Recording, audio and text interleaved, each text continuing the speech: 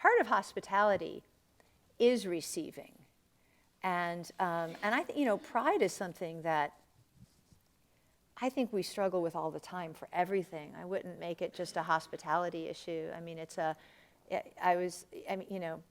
when I first became a Christian, and I would receive these end-of-the-year Christmas letters. I mean, I should just tell you that as an English professor, there are two narrative forms that are only possible within the evangelical church. One is the church bulletin. And the other is the end-of-the-year Christmas letter. And I received one that I just thought it was a parody. I did, because it told me things like how much money these people made, and it told me the board scores of all their children, and it wasn't a parody. So I think we struggle with pride in everything.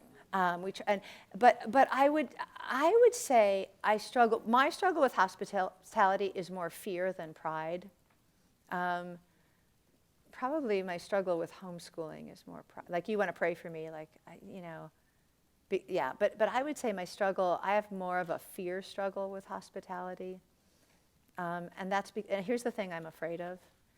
Are your secrets safe with me? Because here's the thing about hospitality is people will bare their souls, and you're trying to balance, you're just trying to be good at keeping the right secrets, but also making the right connections where you can do those. Does that make sense? But yeah, I mean, I would phrase the question a little bit differently. When you do hospitality in the flesh, how does that work out? It doesn't.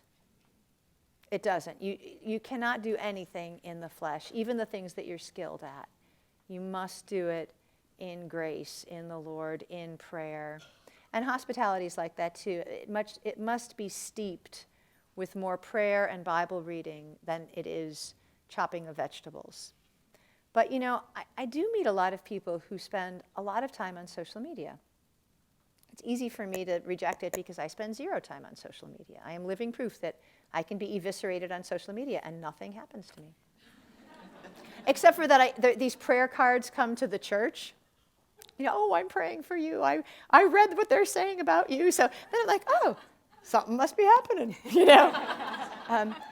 But I know people who spend hours a day on social media, just kind of managing their profile and making sure people know what their opinion is about everything. And I think it's actually good to spend that time chopping vegetables instead.